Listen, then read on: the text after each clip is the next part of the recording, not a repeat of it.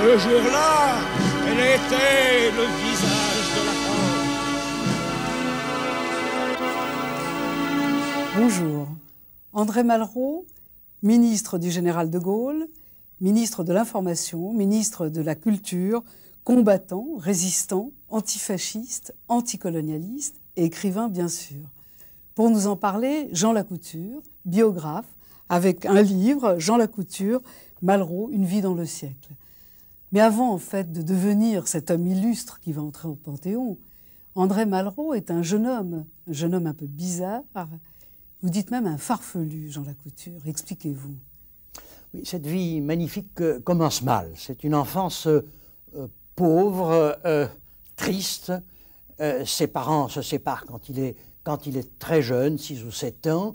Il était né à Paris, rue d'En-Rémont. Sa mère l'emmène vivre dans la grande banlieue parisienne, à Bondy, dans l'arrière-salle d'une épicerie. Il va à l'école, mais assez peu pour n'avoir jamais passé son bachot, ce qui est rare chez les écrivains français. Et ensuite, il se fabrique une vie et une culture très étranges de grappillage chez les bouquinistes, chez les petits marchands. Il lit incroyablement, il revend des livres, il fait le chineur pour des libraires et il se construit sa vie autour de quelques mots et quelques formules, le plus remarquable étant le mot farfelu, qu'il a plus ou moins réinventé à partir de conteurs du XVIe au XVIIe siècle. Le farfelu, c'est ce qui flotte, qui est indéfinissable, qui est plus ou moins le farfallo italien suspendu dans le vent, ou bien peut-être des petites saucisses flamandes qui sont suspendues à des étals, rondouillettes et mal définissables. C'est ce qui résume une vie qui n'a ni limite ni but précis, et qu'il couronnera par la rédaction d'un petit livre qu'il a intitulé « Lunes en papier », qui dit tout. Malraux, écrivain donc à 22 ans, ne possède pas de connaissances bien solides, pas de références pourrait-on dire, et il rêve. Il rêve d'argent, mais il rêve aussi d'aventure. Et c'est dans ces conditions qu'il va monter une expédition au Cambodge. Maintenant, jouez avec nous en répondant à notre question. Quel est le premier livre d'André Malraux ? 3 gagnants par jour se verront offrir les œuvres complètes d'André Malraux dans la collection La Pléiade ou un catalogue de la Fondation MACT ou encore un compact disque des discours d'André Malraux offert par l'INA. Le grand gagnant sera invité au Panthéon pour le transfert des cendres d'André Malraux. Pour jouer, envoyez une carte postale avant le 31 octobre minuit avec vos noms, adresses, le numéro de la question et la réponse à Je Malraux TV5, CEDEX 2078, 99 207 Paris Concours France. Ou bien répondez sur internet jemalraux@systemtv.fr. Retrouvez les questions, page 509 du télétexte de TV5. À demain, même heure.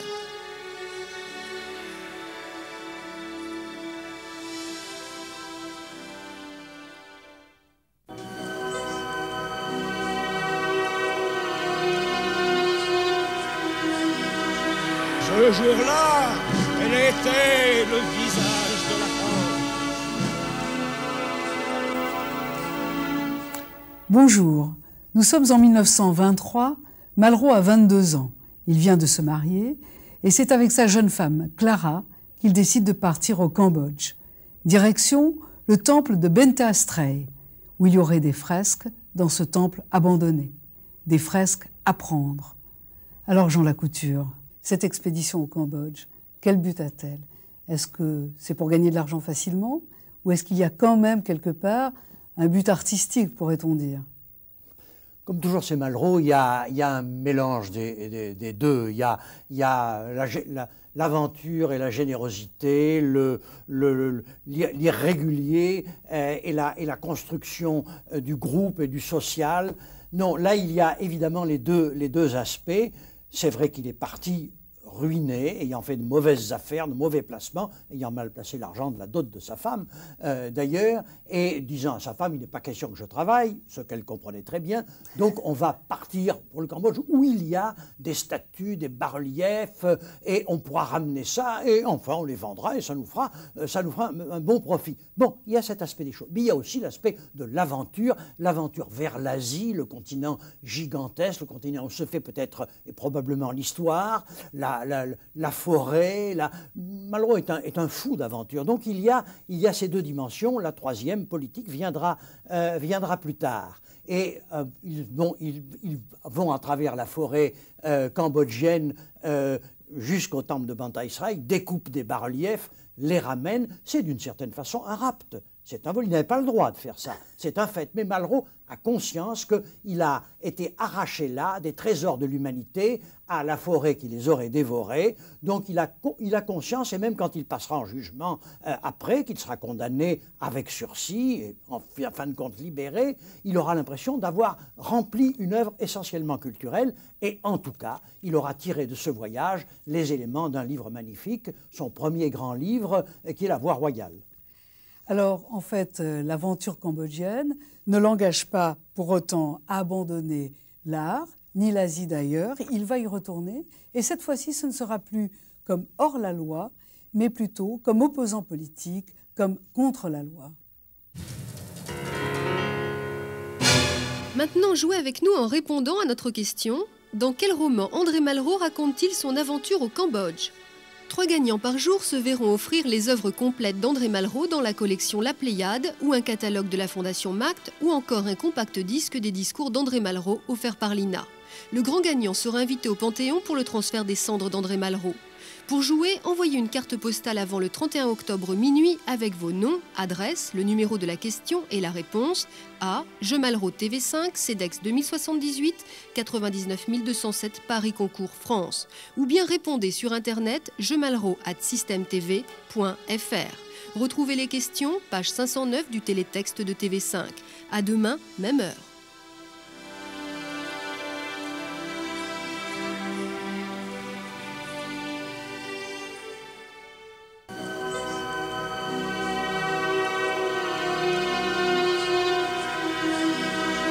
Ce jour-là, elle était le visage de la France. Bonjour. Nous sommes maintenant donc en 1925 et Malraux décide de retourner en Asie. En fait, c'est une histoire d'amour qui se noue avec l'Asie et il va maintenant rêver à l'Asie. Mais alors en fait, Jean Lacouture, pourquoi après ce qui s'est passé au Cambodge, retourne-t-il en Asie? C'est tout de même curieux. Parce qu'il y a vu une cause. Malraux est un homme de cause à défendre, pour lesquelles combattre, et il a eu sous les yeux le système colonial. Il l'a vu par le plus mauvais côté de la lorgnette, c'est vrai, puisqu'il a été accusé, et n'étant pas innocent. Mais enfin, il a vu se dérouler un mécanisme qui était quand même un mécanisme d'oppression, un mécanisme de répression, et il a décidé de lutter contre ce système qu'il avait d'une certaine façon écrasé, ou en tout cas éraflé. Alors il a décidé de repartir là-bas, ayant fait la connaissance entre-temps, à l'occasion de ses péripéties judiciaires, avec un avocat remarquable du barreau de Saigon, Paul Monin, ami de sa femme, et à tous les trois, ils décident qu'ils vont lancer un brûlot contre le système colonial. C'est le journal L'Indochine, où il critique durement, par des campagnes bien conduites en général d'ailleurs, les erreurs de la colonisation. Ce journal est interdit.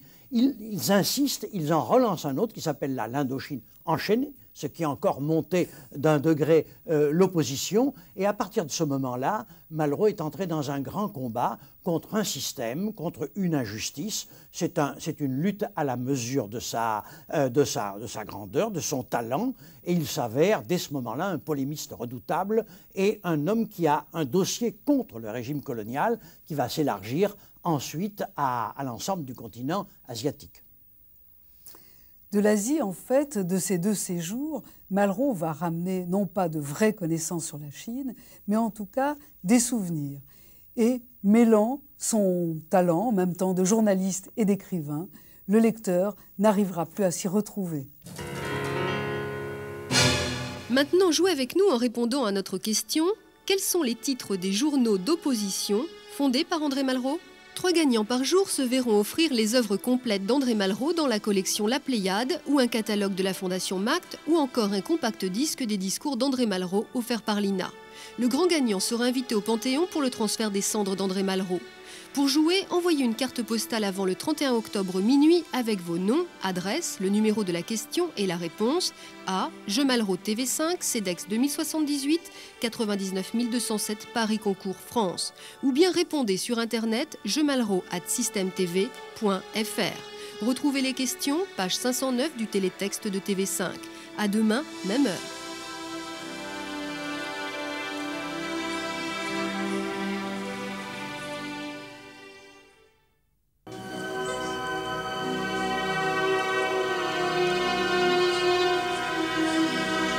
Ce jour-là, elle était le visage de la France. Bonjour, nous sommes en fait en 1926 et Malraux rentre d'Indochine. Que sait-il de la Chine, de la Révolution chinoise? Pas grand-chose. Pourtant, il écrit « Les conquérants, la condition humaine », où il va mettre en scène la Révolution chinoise et faire comme s'il en avait été un militant. Alors Jean Lacouture, comment une telle chose est-elle possible? Elle est rendue possible par l'extraordinaire imagination, le lyrisme, la puissance romanesque d'André Malraux, mais c'est vrai que de la Chine, il ne connaissait pas grand-chose. En 1925, il avait passé quelques jours à Hong Kong, au moment où il faisait l'Indochine. Après, il a fait un séjour un peu plus long, à Shanghai notamment, en 1931, avec sa femme Clara. Là, il a fait une enquête, il s'est bien informé, et il y a un substrat historique assez intéressant à ces deux livres, Les Conquérants et La Condition humaine. Mais quand certains ont dit ou ont avancé qu'il avait été un militant de la Révolution chinoise, là, c'est tout à fait faux. Lui-même a joué un peu ce rôle, puisque dans une édition allemande des Conquérants, dans la préface, il dit qu'il a participé lui-même à la Révolution chinoise. Non, ça c'est inexact, il n'a pas été un militant, il a été un bon enquêteur, et après, il a été un superbe romancier. Mais quand il a été si puissamment romancier qu'il a donné le change, et que même un révolutionnaire d'action aussi impressionnant, aussi historique que Léon Trotsky s'y est trompé, et que dans un article de la NRF, il a critiqué Malraux pour telle ou telle de ses tactiques dans la Révolution chinoise. C'est vous dire que le génie romanesque de Malraux va jusqu'à faire croire à Trotsky qu'il a été lui-même un militant de cette révolution. Malraux devient un mythe grâce aux Conquérants, et il va mettre en fait ce talent, cette gloire, au service d'un engagement auprès des communistes tout d'abord, comme compagnon de route, et ensuite auprès des antifascistes. Maintenant, jouez avec nous en répondant à notre question. Quels sont les ouvrages dans lesquels André Malraux met en scène la Révolution chinoise? 3 gagnants par jour se verront offrir les œuvres complètes d'André Malraux dans la collection La Pléiade, ou un catalogue de la Fondation MACT, ou encore un compact disque des discours d'André Malraux offert par l'INA. Le grand gagnant sera invité au Panthéon pour le transfert des cendres d'André Malraux. Pour jouer, envoyez une carte postale avant le 31 octobre minuit avec vos noms, adresse, le numéro de la question et la réponse à Je Malraux TV5, CEDEX 2078, 99 207 Paris Concours France. Ou bien répondez sur internet jemalraux@systemtv.fr. Retrouvez les questions, page 509 du télétexte de TV5. À demain, même heure.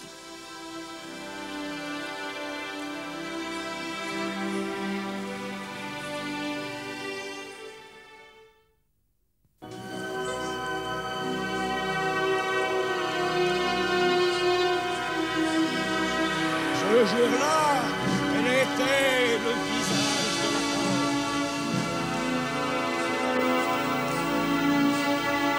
Bonjour, Malraux a 30 ans et il a reçu maintenant le prix Goncourt. Il a écrit ses ouvrages finalement qui resteront les plus célèbres et il pourrait tout simplement voyager, lui qui aime en fait tant ça. Eh bien non, il va mettre son engagement au service en fait tout d'abord des anticolonialistes, mais aussi maintenant des antifascistes. Alors qu'est-ce qui le pousse, Jean Lacouture? De nouveau, le souci d'une cause. Il est rentré en Europe, il est redevenu un écrivain européen, si l'on peut dire, à la fin des années 20, au début des années 30, et l'Europe couve quelque chose d'énorme qui sera la révolution, la guerre, on ne sait pas trop quoi. En tout cas, lui prend son parti, il sera du côté de la révolution, il sera du côté de l'antifascisme, et comme la force qui est la plus clairement engagée dans ce camp à cette époque, c'est la force communiste, il va se trouver aux côtés des communistes. comme il n'est pas marxiste, très loin de là, il est beaucoup plus nietzschéen que marxiste, il n'entrera jamais au Parti communiste, mais il épousera assez largement leur cause. Il le fera de façon assez solennelle en 1934, en allant au Congrès des écrivains à Moscou, où il rencontre tous les grands écrivains soviétiques de l'époque, que ce soit Maxime Gorky, que ce soit Ehrenburg, que ce soit Isaac Babel, tous les grands hommes qui font la littérature soviétique deviennent à ce moment-là ses compagnons. Mais c'est vrai qu'il entre dans ce moule d'une certaine façon. Il n'en élève pas moins la voix au nom d'une littérature de la liberté et d'une littérature non engagée. Il se fait rabrouer par certains écrivains soviétiques, mais il aura élevé cette voix en faveur de la liberté de création tout de même. Le temps des mots donc est passé et Malraux le Goncourt va maintenant s'engager plus valablement, et c'est Malraux le combattant. Il s'engage auprès des antifranquistes espagnols et c'est cet épisode de la vie de Malraux qui aura marqué durablement les esprits. Maintenant, jouez avec nous en répondant à notre question « À quel événement antifasciste André Malraux participe-t-il en 1934 ?» 3 gagnants par jour se verront offrir les œuvres complètes d'André Malraux dans la collection La Pléiade ou un catalogue de la Fondation MACT ou encore un compact disque des discours d'André Malraux offert par l'INA. Le grand gagnant sera invité au Panthéon pour le transfert des cendres d'André Malraux. Pour jouer, envoyez une carte postale avant le 31 octobre minuit avec vos noms, adresses, le numéro de la question et la réponse à Je Malraux TV5, CEDEX 2078, 99 207 Paris Concours France. Ou bien répondez sur internet jemalraux@systemtv.fr. Retrouvez les questions, page 509 du télétexte de TV5. À demain, même heure.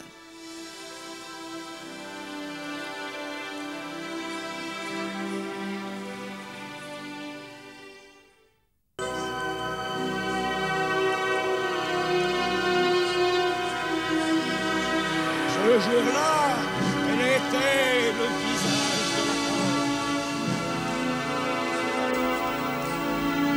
Bonjour.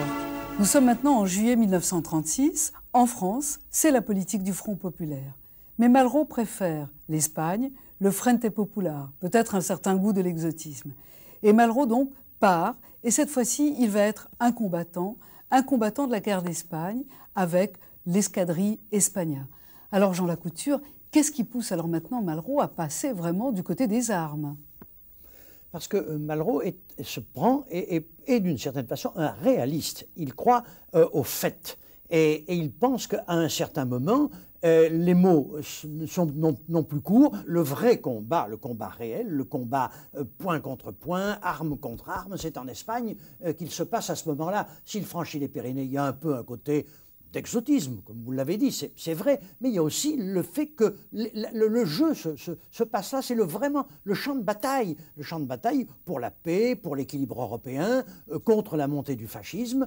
Malraux disait « j'ai toujours eu tendance à me croire utile ». Il se trouve qu'il a des relations dans le milieu industriel, dans les milieux politiques parisiens, de gauche, avec Pierre Cotte, avec son chef de cabinet Jean Moulin, qui est ministre de l'Air, et donc il va être capable de rassembler une petite escadrille à qui il fait franchir les Pyrénées et qu'il va aller commander lui-même sur place avec le titre de colonel que lui accorde la République espagnole, et il va se battre réellement, affronter l'aviation franquiste en plusieurs combats. Il sera vraiment un homme qui aura rendu des services considérables à la défense de la République espagnole. Et c'est l'Espoir, un livre qui deviendra un film tourné pendant la guerre. Et Malraux, le combattant de la guerre d'Espagne, va devenir maintenant Malraux, le résistant. Maintenant, jouez avec nous en répondant à notre question. Quel est le titre de l'ouvrage sur la guerre d'Espagne dont André Malraux a tiré un film? 3 gagnants par jour se verront offrir les œuvres complètes d'André Malraux dans la collection La Pléiade ou un catalogue de la Fondation MACT ou encore un compact disque des discours d'André Malraux offert par l'INA. Le grand gagnant sera invité au Panthéon pour le transfert des cendres d'André Malraux. Pour jouer, envoyez une carte postale avant le 31 octobre minuit avec vos noms, adresses, le numéro de la question et la réponse à Je Malraux TV5, CEDEX 2078, 99 207 Paris Concours France. Ou bien répondez sur internet jemalraux@systemtv.fr. Retrouvez les questions, page 509 du télétexte de TV5. À demain, même heure.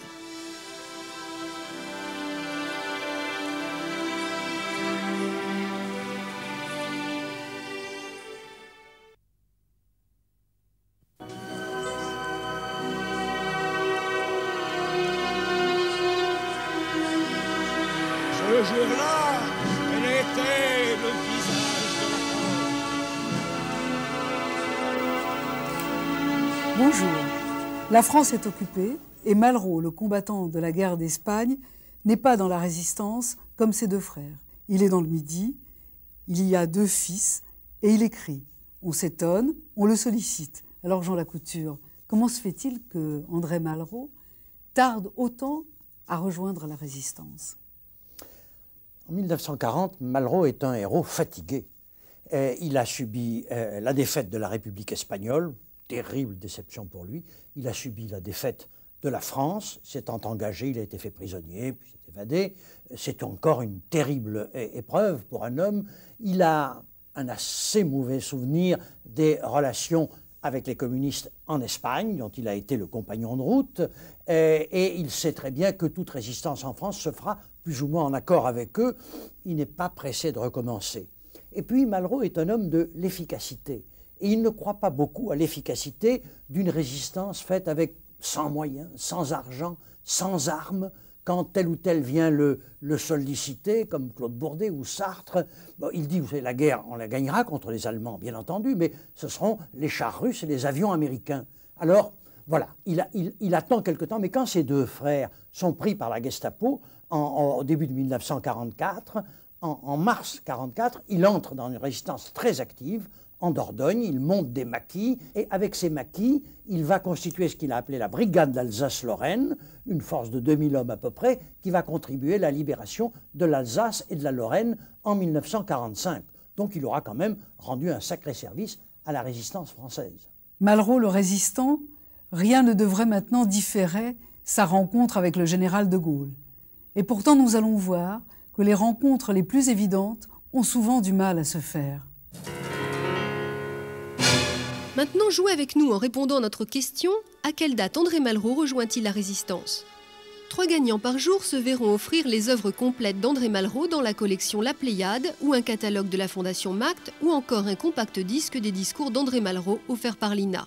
Le grand gagnant sera invité au Panthéon pour le transfert des cendres d'André Malraux.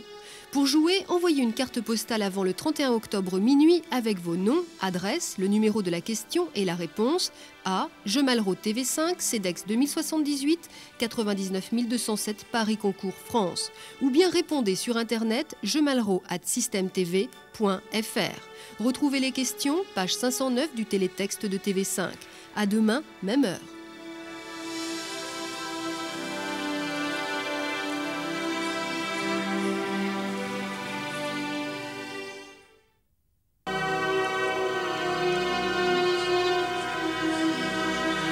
Ce jour-là, elle était le visage de la France.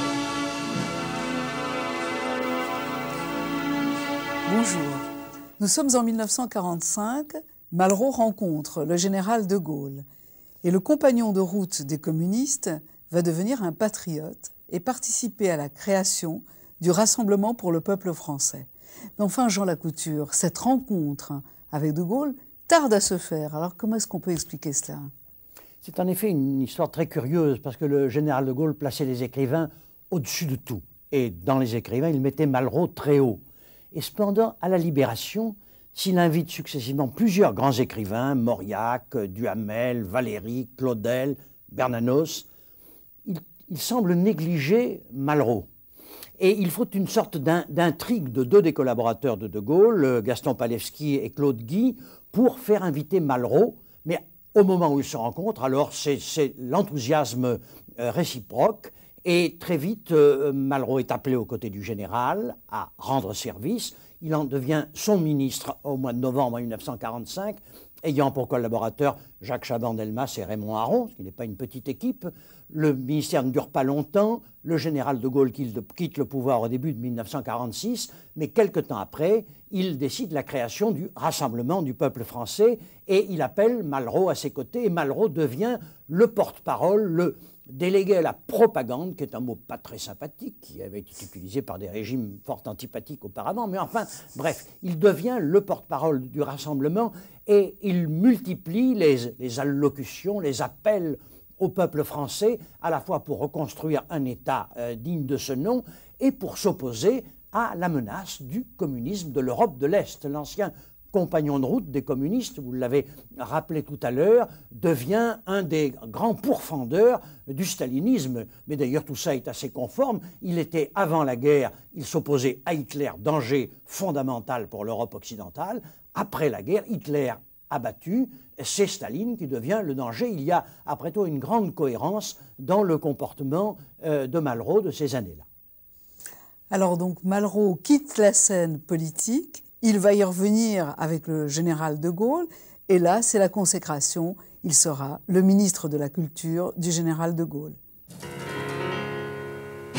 Maintenant, jouez avec nous en répondant à notre question. Quel est le mouvement politique auquel participe André Malraux? 3 gagnants par jour se verront offrir les œuvres complètes d'André Malraux dans la collection La Pléiade, ou un catalogue de la Fondation MACT, ou encore un compact disque des discours d'André Malraux offert par l'INA. Le grand gagnant sera invité au Panthéon pour le transfert des cendres d'André Malraux. Pour jouer, envoyez une carte postale avant le 31 octobre minuit avec vos noms, adresses, le numéro de la question et la réponse à Je Malraux TV5, CEDEX 2078, 99 207 Paris Concours France. Ou bien répondez sur internet jemalraux@systemtv.fr. Retrouvez les questions, page 509 du télétexte de TV5. À demain, même heure.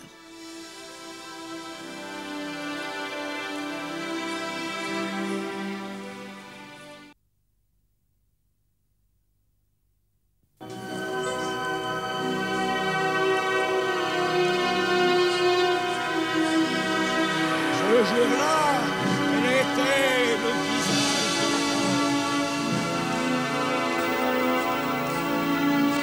Bonjour, nous sommes en 1958. André Malraux rejoint la Ve République, le gouvernement du général de Gaulle. Il est ministre de l'Information et ministre de la Culture. Il va chercher une voix française à la culture, et ce seront les maisons de la culture.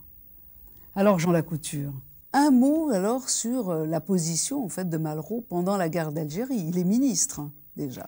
Il est ministre et il est nommé ministre de l'Information. Et dans l'information, il devait naturellement être question assez souvent de l'Algérie, qui était la grande affaire de la France à l'époque. Et la première conférence de presse de Malraux, en juin 1958, c'est pour proclamer « En Algérie, on ne torture plus ».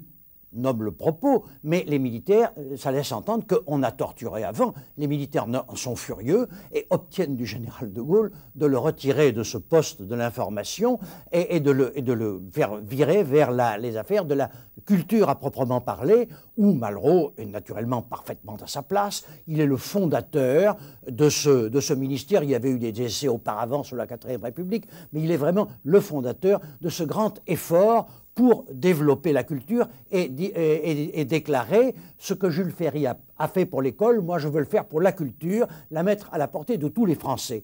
Et le moyen employé pour cela, c'est d'abord les maisons de la culture, dont il a été l'initiateur avec ses collaborateurs Gaëtan Picon et Émile Biasini. Ils ont fondé ces grandes maisons de la culture à Amiens, à Reims, à Bourges, à Grenoble. Je me souviens de l'inauguration à Grenoble, c'était vraiment un grand moment. Hein. Les maisons de la culture ont peut-être un peu déçu, mais elles ont été quand même un appel à un souffle culturel de la France et un rappel de son patrimoine et l'action culturelle. Tout cela a été quelque chose de très important qu'il faut rapporter largement à Malraux.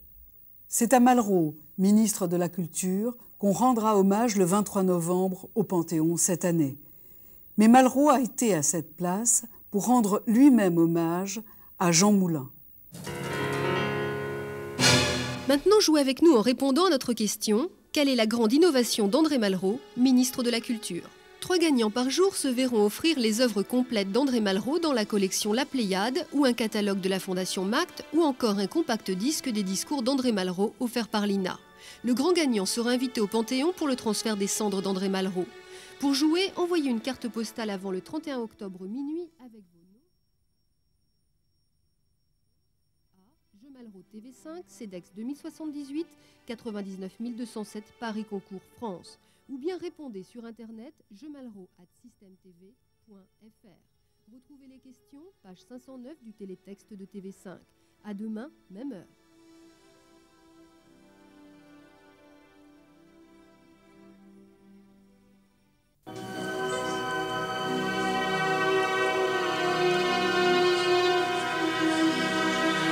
jour-là, elle était le visage de la Bonjour.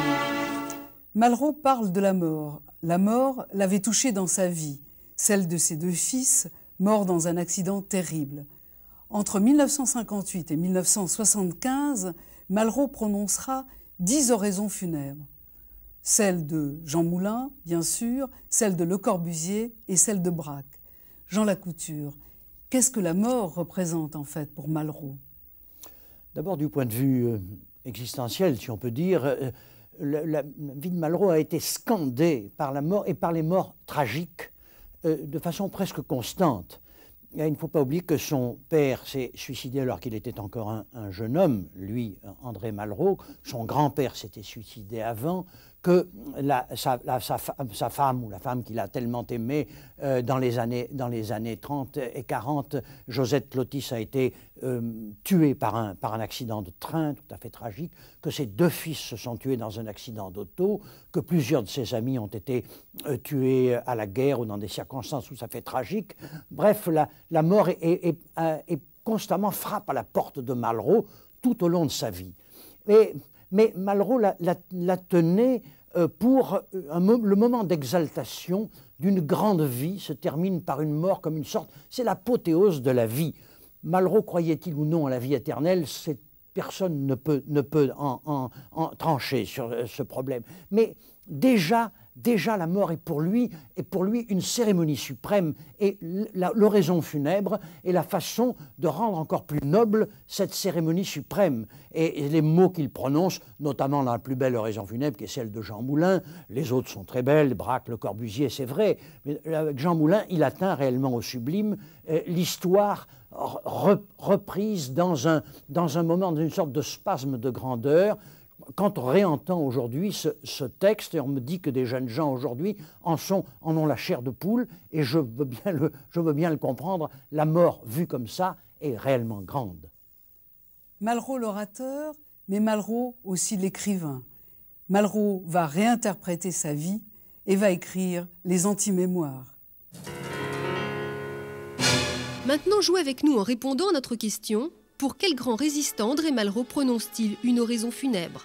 3 gagnants par jour se verront offrir les œuvres complètes d'André Malraux dans la collection La Pléiade, ou un catalogue de la Fondation MACT, ou encore un compact disque des discours d'André Malraux offert par l'INA. Le grand gagnant sera invité au Panthéon pour le transfert des cendres d'André Malraux. Pour jouer, envoyez une carte postale avant le 31 octobre minuit avec vos noms, adresses, le numéro de la question et la réponse à Je Malraux TV5, CEDEX 2078, 99 207 Paris Concours France. Ou bien répondez sur internet jemalraux@systemtv.fr. Retrouvez les questions, page 509 du télétexte de TV5. À demain, même heure.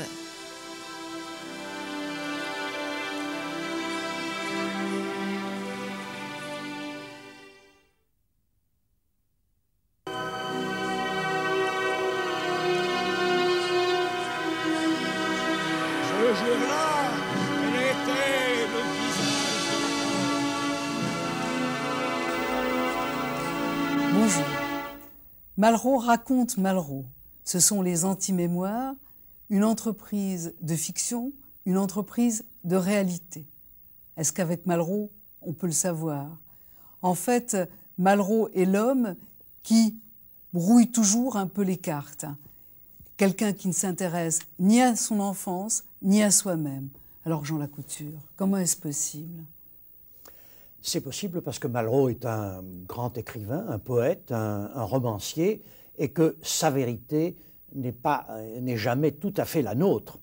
Il a choisi ce titre assez étrange, des anti-mémoires, alors que ce sont bel et bien des mémoires, qui est un genre qui n'est pas méprisable. Après tout, 2 des hommes qu'admirait le plus Malraux, c'est-à-dire Chateaubriand et le général de Gaulle, s'étaient livrés à cet exercice avant, en mettant l'accent sur tel ou tel point. C'est vrai, Chateaubriand notamment, parce qu'il appelait lui-même les embellissements pathétiques de sa vie, et que Malraux a très largement pratiqué de son côté. c'est vrai que, moi, il me semble que le titre le meilleur, mais je n'ai pas été consulté, il n'y a aucune raison, aurait été paramémoire plutôt, car c'est une para-vérité avec de larges éléments de vérité documentaire, indubitable, et puis beaucoup de choses qui sont très retravaillées, réinventées par Malraux, notamment l'épisode fameux de la réception par Mao Tse-tung. Malraux en donne dans les Antimémoires une certaine version. Il se trouve que nous en avons des versions très précises par les ministères officiels français des Affaires étrangères, français et chinois.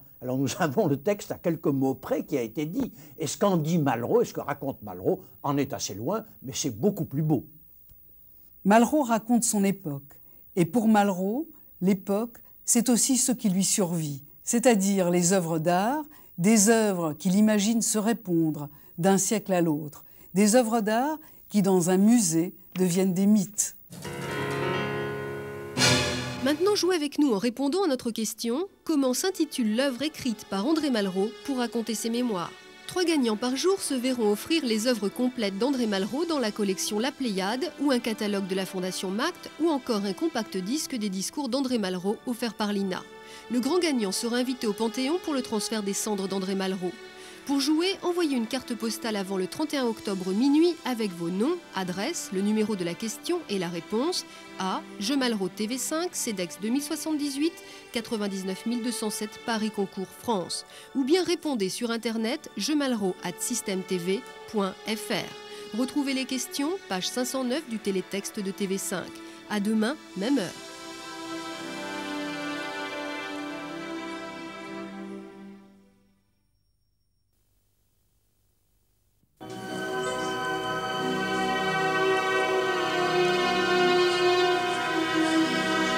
Ce jour-là, elle était le visage.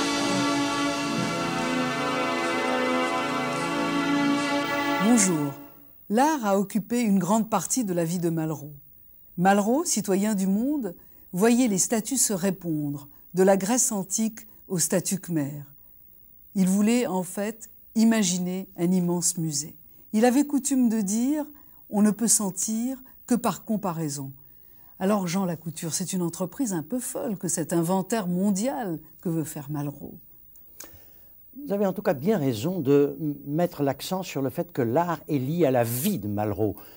On a souvent dit, je l'ai même peut-être moi-même écrit, que l'art occupait des temps creux de la biographie de Malraux. Ce n'est pas juste, car dans cette biographie qui commence pour l'essentiel en Asie, s'il va en Asie, c'est à la recherche de statues khmères d'abord, ensuite des fameuses statues gréco-bouddhiques qui le conduisent ensuite en Chine, où il va d'abord suivre la Révolution chinoise et y trouver les éléments fondamentaux de quelques-uns de ses plus grands romans. Donc l'art est constamment très présent. Vous savez, quand on a connu un peu Malraux, qu'on l'a suivi ici ou là, il fallait essentiellement avoir Malraux dans un musée. C'était un chasseur devant le lièvre ou le sanglier. Il était là, il se jetait sur la petite toile que personne n'avait vue ou presque pas aperçue. Il se jetait, c'était évidemment un chef-d'œuvre de Masaccio ou d'un autre, n'est-ce pas? C'était un magnifique considéreur de l'art. D'où est parti cet ensemble d'œuvres magnifiques qui vont de la psychologie de l'art à la métamorphose des dieux, et où il développe, me semble-t-il, 2 idées fondamentales. La première, c'est que d'abord, il n'y a d'œuvres d'art que par comparaison. Ce n'est pas l'art et la vie, c'est 2 formes d'art entre elles, c'est le dialogue des arts. D'autre part, il y a l'idée que l'art est non pas la résistance à la mort, mais la résistance au destin, qui est la limitation et le refus de la liberté de l'homme. Enfin, l'art, c'est l'unité de l'homme dans son ensemble. Il y a des cultures diverses, très opposées quelquefois, mais qui se rejoignent dans une sorte d'épiphanie de l'homme universel. Malraux n'a pas fini d'interroger la mort, et c'est un ultime témoignage avec Lazare, Retour après la mort.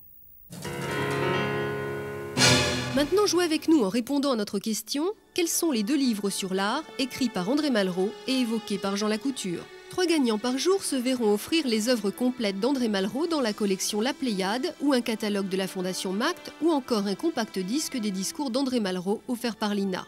Le grand gagnant sera invité au Panthéon pour le transfert des cendres d'André Malraux.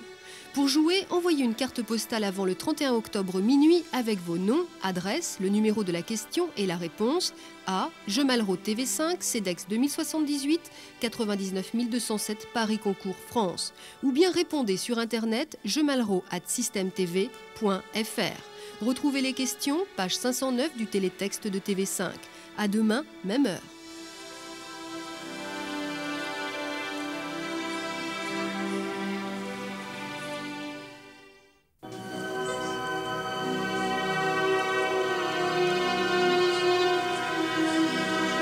Ce jour-là, elle était le visage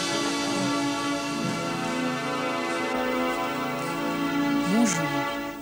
La mort est un thème que Malraux ne finit pas d'interroger.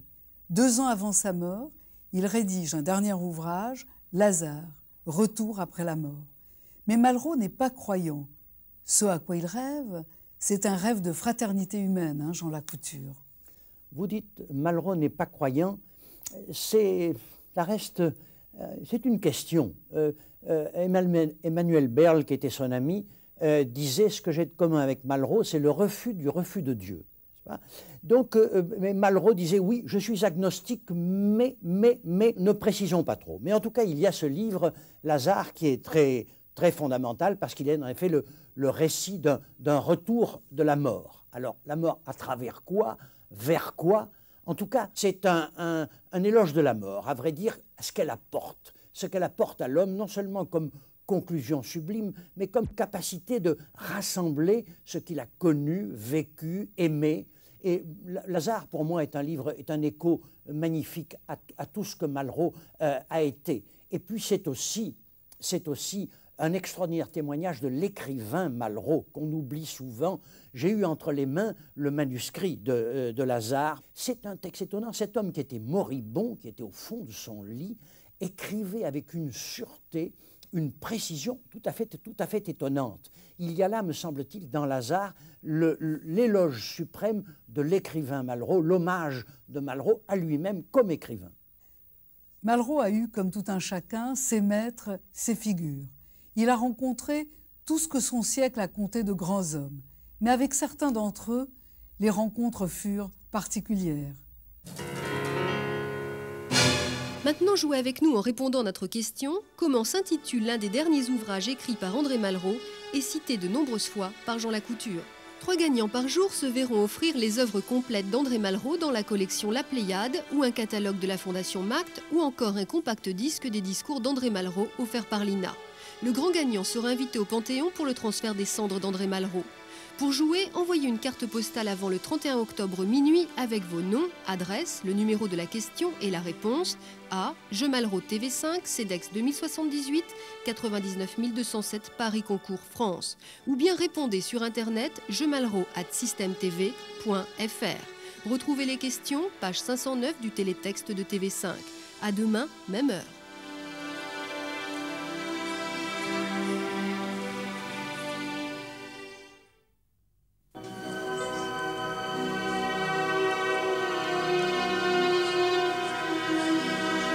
Ce jour-là, elle était le visage de la mort. Bonjour. Malraux et les hommes de sa vie.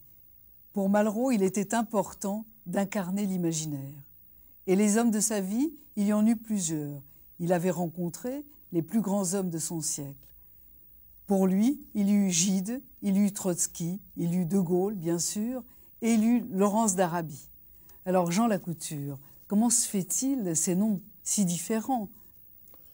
Ils expriment par leur diversité la diversité même de Malraux, l'extraordinaire foisonnement de ses zones d'intérêt. Mais vous avez cité parmi tout cela, et on a déjà parlé de Gaulle, le nom de Lorentz qui est extrêmement intéressant, qui nous intéresse d'autant plus qu'un des derniers ouvrages de Malraux, inédit, apparu récemment, est consacré à Lorentz.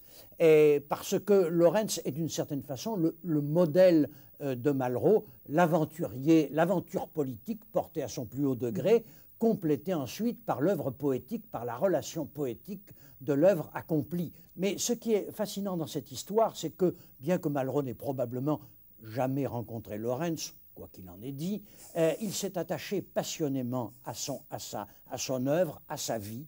Et c'est une œuvre magnifique parce qu'il y a une préface d'une puissance poétique sur le thème de l'aventurier à peu près incomparable.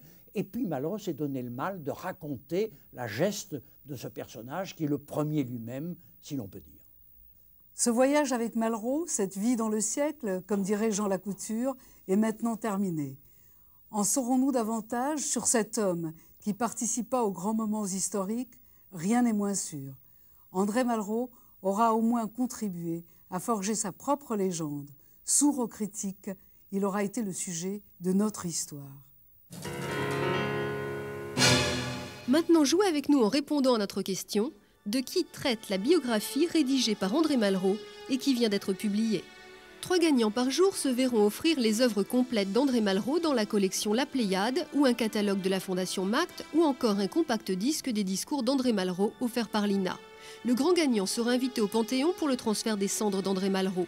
Pour jouer, envoyez une carte postale avant le 31 octobre minuit avec vos noms, adresse, le numéro de la question et la réponse à Je Malraux TV5, CEDEX 2078, 99 207 Paris Concours France. Ou bien répondez sur internet jemalraux@systemtv.fr. Retrouvez les questions, page 509 du télétexte de TV5. Prochain rendez-vous le 23 novembre pour les réponses.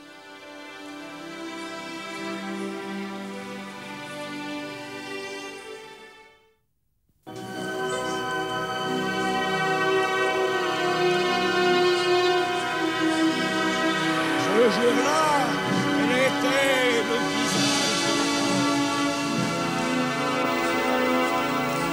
la Bonjour. Voici donc les réponses du jeu Aujourd'hui Malraux avec Jean Lacouture. Jean Lacouture, la première question était: quel est le premier livre d'André Malraux? Il s'agit de Lunes en papier qui a été publié en 1921. Malraux avait 20 ans. Il n'avait pas une très grande estime pour ce livre dont il parlait plus tard en disant « c'est une gloire de café ». C'est un livre qui représente assez peu sa littérature parce que c'est un livre totalement dégagé, si l'on peut dire désinvolte, et qui annonce mal la grande œuvre totalement engagée, totalement créatrice d'André Malraux dans les 40 ans ou 50 ans qui ont suivi. La deuxième question était: dans quel roman André Malraux raconte-t-il son aventure au Cambodge? Alors c'est La Voie royale, qui est son premier grand roman. C'est un livre qui ne raconte pas exactement son histoire. Son histoire l'a inspiré, mais c'est vrai que La Voie royale est un livre profondément imaginatif qui, à partir d'une traversée de la forêt vers Angkor, où André et sa femme étaient allés chercher des bas-reliefs qui leur ont coûté assez cher ensuite. À partir de cette escapade en forêt, il a fait une épopée à travers la forêt laotienne et thaïlandaise, qui est la formidable histoire de Perken contre les Stieng dans La Voie royale. La troisième question était: quels sont les titres des journaux d'opposition auxquels André Malraux a participé? Alors c'est d'abord l'Indochine et ensuite l'Indochine enchaînée qu'il a publié après l'interdiction du premier. Pourquoi il l'a appelé Enchaîné?